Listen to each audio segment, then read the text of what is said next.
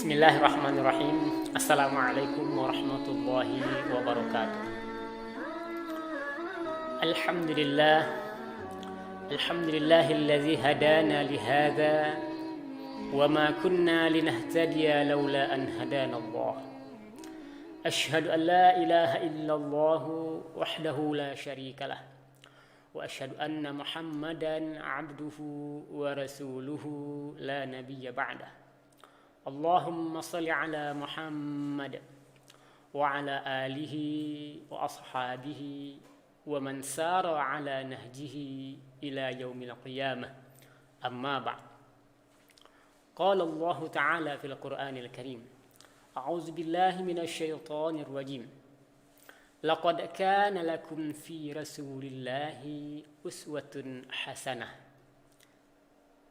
Liman kana yarjullaha wal yawmal akhira wa zakarallaha katsira. Shadaqallahul azim. Hadirin para pendengar rahimani wa rahimakumullah. Adapun tema kita pada hari ini adalah ukur agamamu dengan akhlakmu. Salah satu yang disepakati oleh semua agama, bahkan oralis, adalah pentingnya akhlak dalam menjalani hidup dan kehidupan di atas dunia ini.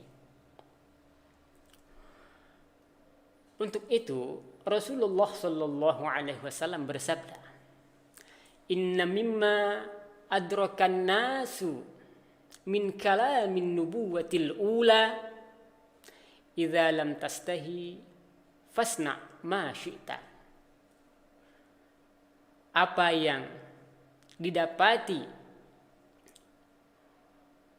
oleh orang-orang yang berkaitan dengan agama terdahulu, Rasulullah SAW menjelaskan, kalau kamu tidak memiliki malu, maka lakukanlah semaumu. Hadirin para pendengar rahimani wa rahimakumullah. Malu melanggar. Malu mempermalukan orang lain, baik itu di tempat umum, di masyarakat, ataupun dimanapun Anda berada, maka hendaklah bersikap atau mengatakan sesuatu yang tidak dapat memalukan orang lain. Malu tidak amanah. Malu tidak memenuhi tugas dan kewajiban. Karena malu ini sangat penting dalam hidup dan kehidupan kita. Agama Islam memandang bahwa akhlak itu sangat penting. Rasulullah Shallallahu Alaihi Wasallam adalah model terbaik untuk kita contoh, untuk kita tiru. Bahkan Allah Subhanahu Wa Taala telah menyebutkan, telah berfirman tentang akhlak yang terbaik itu ada pada diri Rasulullah Shallallahu Alaihi Wasallam dengan sebuah pujian. Wa innaka la'ala khuluqin azim. Sungguh engkau ya Muhammad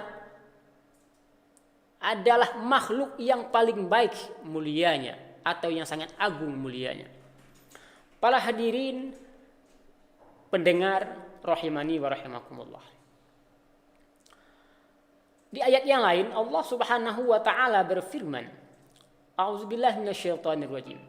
Laqad kana lakum fi Rasulillahi uswatun hasanah. Sungguh sudah ada pada diri Rasulullah Sallallahu Alaihi Wasallam itu contoh yang baik bagimu. Jika kita melihat dan memahami dua ayat tersebut, maka dapat kita pahami bahwa apapun yang dilakukan oleh Allah, apapun yang dilakukan oleh Rasulullah Sallallahu Alaihi Wasallam, baik itu dalam bentuk tindakan, ucapan, perbuatan dengan sesama manusia, dengan sesama usia, yang besar, yang kecil, bagaimana Rasulullah Sallallahu Alaihi Wasallam di dalam keluarga, semuanya adalah menjadi contoh bagi kita. Allah sendiri menjelaskan demikian. Tidak ada yang ada pada diri Rasulullah Sallallahu Alaihi Wasallam itu kecuali contoh atau suri tauladan yang baik. Ucapan, berkaitan dengan ucapan, Allah Subhanahu wa taala telah menjelaskan bahwa Nabi Muhammad Sallallahu Alaihi Wasallam tidak pernah mengatakan segala sesuatu kecuali sesuatu itu merupakan wahyu langsung dari Allah Subhanahu wa taala. Melalui firman-Nya, A'udzubillahi minasyaitonir rajim. Wa ma yantiqu 'anil hawa in huwa illa wahyu yuha. Nabi Muhammad Sallallahu Alaihi Wasallam tidak pernah mengatakan sesuatu kecuali sesuatu itu adalah wahyu dari Allah Subhanahu wa taala. Hadirin para pendengar rahimani wa rahimakumullah. Untuk itu perlu kita kaji bagaimana akhlak Rasulullah Sallallahu Alaihi Wasallam. Berkaitan dengan akhlak juga, ada akhlak dengan Allah Subhanahu wa taala. Ada akhlak sesama manusia dan juga ada akhlak terhadap tumbuh-tumbuhan, batu-batuan dan hal lainnya yang berkaitan dengan ciptaan Allah Subhanahu wa taala. Dalam sebuah kisah, Rasulullah Sallallahu Alaihi Wasallam ingin meminta minuman kepada anak kecil. Rasulullah Sallallahu Alaihi Wasallam menanyakan kepada anak kecil, "Ya Fulan, bolehkah saya meminta air ini?" Anak kecil tersebut menjawab, "Iya, silakan ya Rasulullah." Hadis ini menjelaskan bahwa nampak bagi kita sebagai umatnya, Rasulullah Sallallahu Alaihi Wasallam menganggap bahwa anak kecil ini ada di sana dan patut serta layak untuk dihormati, karena tidak ada manusia yang tidak ingin dihormati dan tidak ada manusia yang suka atau senang dihina. Ini adalah akhlak Rasulullah Sallallahu Alaihi Wasallam terhadap anak kecil. Lalu bagaimana dengan kita? Bagaimana dengan kita? Apakah kita pernah melakukan hal yang sama seperti Rasulullah Sallallahu Alaihi Wasallam? Ataukah kita menganggap bahwa anak kecil itu adalah hal yang remeh yang tidak patut untuk mendapatkan penghormatan dari orang yang sudah besar, dari orang yang berpendidikan, orang yang memiliki pendidikan tinggi. Ternyata Rasulullah Shallallahu Alaihi Wasallam ciptaan Allah terbaik, makhluk terbaik. Tidak ada makhluk yang lebih baik dari Rasulullah Shallallahu Alaihi Wasallam menghormati anak kecil. Jika dibandingkan, di mana posisi kita dibanding Rasulullah Shallallahu Alaihi Wasallam? Pernah juga Rasulullah Shallallahu Alaihi Wasallam menanyakan kepada anak kecil tentang burung yang dijadikan bahan mainan oleh anak kecil. Rasulullah Shallallahu Alaihi Wasallam menanyakan, ya Aba Umair, ma fa'alal nughair, wahai anakku, bagaimana keadaan burungmu yang dulu? Di sini Rasulullah Shallallahu Alaihi Wasallam mengajarkan kepada kita bahwa anak kecil itu perlu diajak untuk berbicara. Ketika kita bertemu dengan anak kecil, kita perlu mengajak dia untuk berbicara agar dirinya merasa bahwa diri dia dianggap ada di depan kita. Ini adalah akhlak Rasulullah Sallallahu Alaihi Wasallam yang patut, yang baik kita contoh. Siapapun kita, sebagai pimpinan, kita menghormati bawahan kita. Kita sebagai bawahan, kita menghormati atasan kita. Malu berbicara yang tidak tepat kepada bawahan. Malu berbicara yang tidak pantas kepada atasan. Ini merupakan akhlak yang diajarkan oleh Rasulullah Sallallahu Alaihi Wasallam. Hadirin para pendengar, rahimani wa rahimakumullah. Semua agama, mereka semuanya menyatu, bersepakat atau sepakat bahwa yang berkaitan dengan akhlak ini sangat penting. Tidak ada agama, bahkan oralis, sepakat juga untuk bahwa akhlak itu sangat penting dalam menjalani hidup dan kehidupan. Ada seseorang yang kita temui dalam hidup kita, ibadah ritualnya tidak terlalu bagus. Sholatnya biasa-biasa saja, hanya yang fardu saja. Puasanya hanya yang fardu saja. Tetapi yang berkaitan dengan hubungan sesama manusia, akhlaknya terhadap manusia, mendapatkan pujian, mendapatkan sanjungan, pada akhirnya dia yang menjadi orang yang nomor satu dalam masyarakatnya. Kenapa bisa ini terjadi? Karena menunjukkan bahwa akhlak itu sangat penting dalam kehidupan. Akhlak terhadap orang tua juga demikian. Allah Subhanahu wa taala mengajarkan kepada kita tentang akhlak terhadap orang tua, ayah dan ibu kita.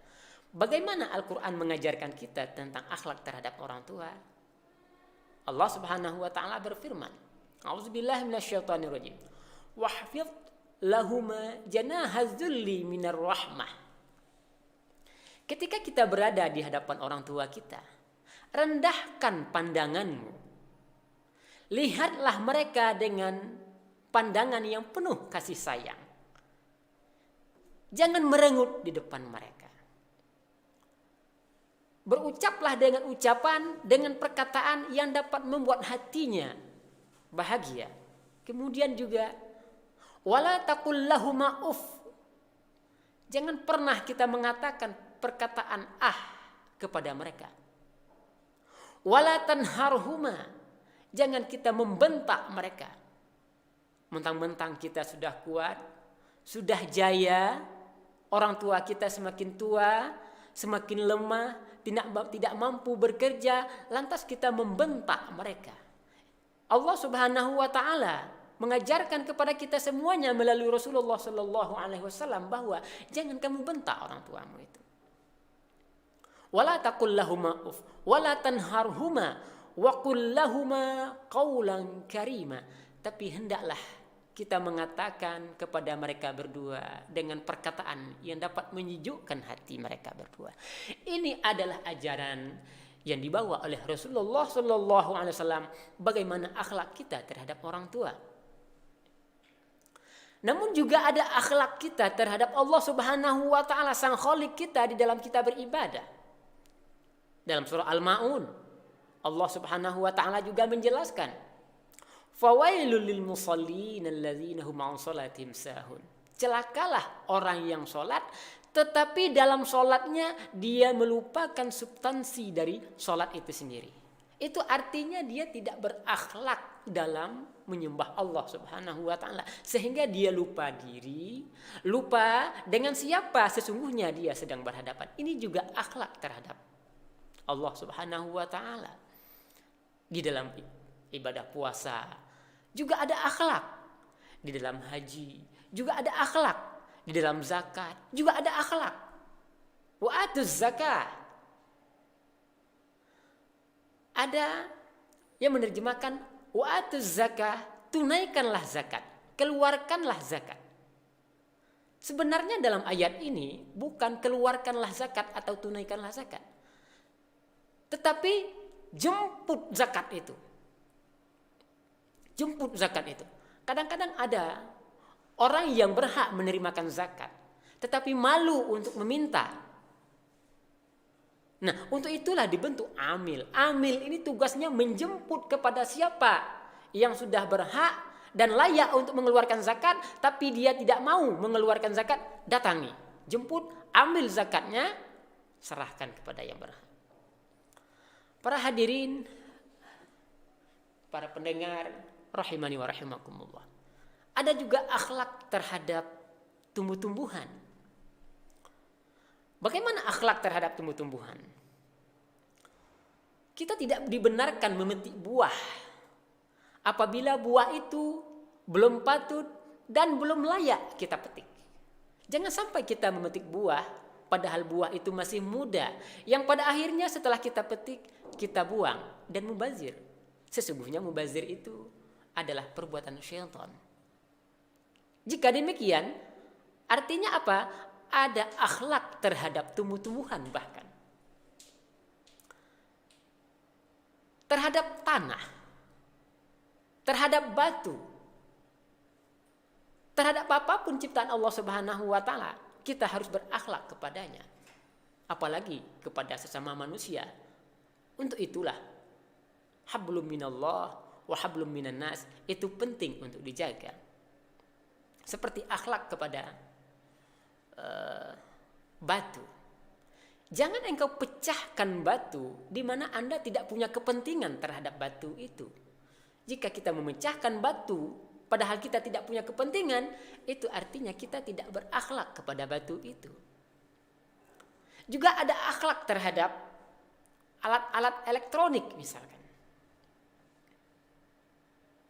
Jangan kita hanya memakai semua fasilitas, tetapi kita tidak pernah membersihnya. Tetapi kita tidak pernah memperhatikannya. Juga ada akhlak terhadap rumah kita sendiri bahkan. Kita tidur di sana, kita istirahat di sana, kita terhindar dari hujan, terhindar dari panas.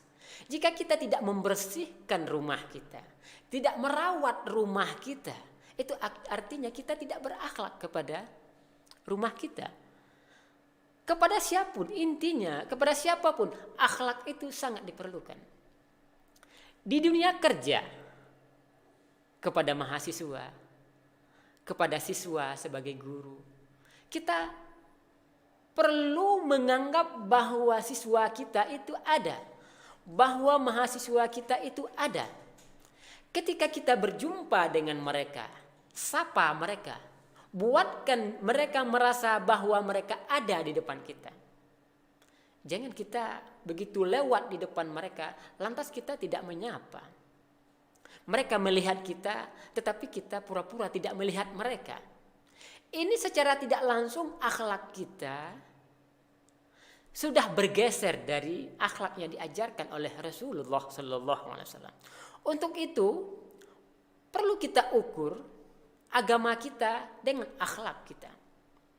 Walaupun kita memiliki pendidikan tinggi, walaupun kita orang yang nomor 1, walaupun kita orang yang terpandang di depan masyarakat, tetapi kita tetap memperhatikan mereka-mereka yang di bawah. Untuk itulah sering kita mendengar, sering kita melihat ketika ada suatu acara, suatu kegiatan, sebelum pemateri menyampaikan apa tujuan ia berdiri di depan, terlebih dahulu setelah mukadimahnya, terlebih dahulu dia mengatakan, yang terhormat, yang saya hormati. Kenapa ini sebenarnya? Ini adalah nilai akhlak yang ditanamkan. Dan ini sudah membudaya bagi kita bahwa ini adalah budaya yang sangat baik. Itu artinya apa? Kita sebagai pemateri menganggap bahwa orang yang ada di depan kita itu ada. Dan mereka senang, bahagia kalau mereka kita sapa satu persatu. Ini adalah akhlak. Jangan kita menganggap remeh. Kadang-kadang kita, dikarenakan kita orang yang terpandang, kita menganggap semua orang yang di bawah kita ini adalah orang yang tidak layak untuk mendapatkan penghormatan. Ini keliru. Untuk itulah pengetahuan, pendidikan itu penting bagi kita sehingga kita dapat mempraktekkan pendidikan yang kita miliki dalam hidup dan kehidupan kita sehari-hari. Rasulullah SAW banyak sekali mengajarkan akhlak kepada umatnya. Bahkan dalam setiap gerak, setiap tingkah laku, itu pembelajaran atau muatan akhlak semuanya. Berkaitan dengan kesalahan contohnya. Jangan kita selalu melihat kesalahan orang lain, lantas kesalahan kita sendiri kita tidak mengetahuinya. Rasulullah SAW ia mengatakan bahwa idza ra'aitan nasa yashtaghiluna bi'uyubin nas fastaghil anta bi'uyubi nafsik. Nanti kalau kamu melihat orang sibuk mengoreksi kesalahan-kesalahan orang lain saja, kamu sibukilah dirimu untuk melihat, mengoreksi kesalahan dirimu sendiri. Maksudnya apa? Kita tidak perlu menyebar-nyebar keburukan-keburukan orang lain yang pada hakikatnya kita juga belum tentu lebih baik dari dia. Kita ini sebenarnya jika tidak dirahmati oleh Allah Subhanahu wa taala, tidak ditutupi aib kita oleh Allah Subhanahu wa taala, siapa manusia yang mampu bertemu satu dengan yang lainnya? Pastilah kita ini sangat malu sekali kalau seandainya semua aib, semua kesalahan-kesalahan yang pernah kita lakukan diketahui oleh manusia. Tetapi Allah Subhanahu wa taala menyembunyikan itu semuanya. Untuk itu kita syukuri dan kita berbuat baik terhadap manusia sebagaimana Allah berbuat baik kepada kita. Irhamu man fil ardi yarhamkum man fis sama. Berikanlah, tebarkanlah kasih sayang kepada siapa saja yang ada di bumi. Man fil ardi, man di sini adalah manusia maksudnya. Irhamu man fil ardi. Tebarkanlah kasih sayang kepada siapa saja yang ada di bumi. Kalau kita melakukan ini, yarhamkum man fis sama. Nanti Allah Subhanahu wa taala akan selalu memberikan kasih sayang kepadamu. Di sini kita bisa melihat juga bahwa Allah memerintah kita untuk melakukan kebaikan apapun jenis kebaikan itu. Sesungguhnya di belakang kebaikan itu tersembunyi kebaikan untuk diri kita sendiri. Tidak pernah kita melakukan kebaikan yang kebaikan itu akan merugikan diri kita sendiri. Namun sebaliknya, jika kita melakukan keburukan atau di dalam Al-Quran Allah mencegah kita, ketahuilah sesungguhnya di balik cegahan itu ada mudarat, ada bahaya yang nantinya akan kita dapati. Seperti ayat tadi, irhamu man fil ardi yarhamkum man fis sama. Kasihanilah, berikanlah kasih sayang kepada mereka yang ada di bumi. Allah nanti akan memberikan kasih sayang kepada siapa saja yang ada di bumi. Yarhamkum ini, yarhamu itu jika kita bahas dalam bentuk kalimatnya, dalam bentuk katanya, yarhamu itu adalah fi'lul mudhari. Fi'lul mudhari itu artinya yadullu ala zamanil hadiri wal mustaqbali. Fi'lul mudhari itu menunjukkan, menjelaskan bahwa ia berbicara tentang konteks yang sekarang dan yang akan datang. Jadi ketika Allah Subhanahu wa taala berbicara tentang yarhamkum man fis sama, itu artinya selama kita melakukan kebaikan, menebarkan kasih sayang terhadap siapa saja yang ada di bumi, Allah pasti akan selalu melakukan, akan memberikan kasih sayangnya kepada kita.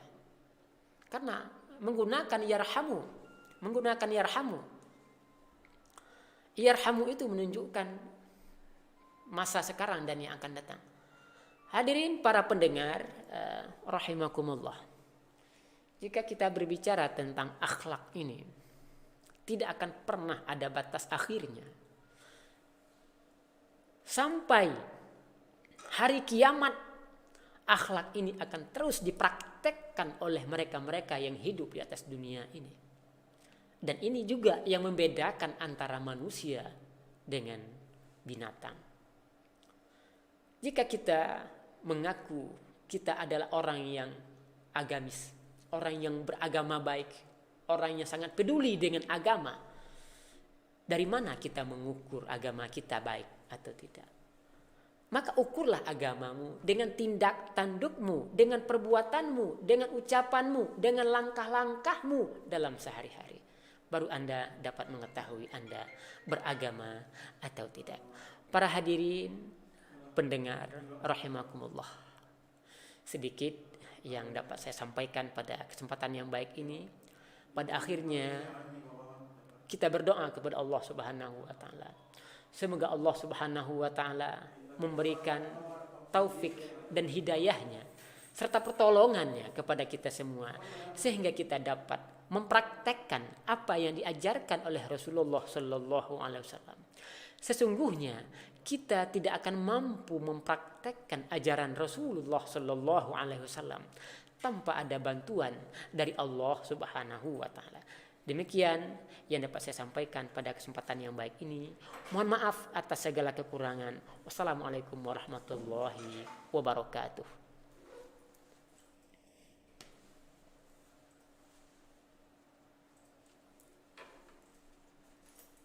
Apa hasilnya?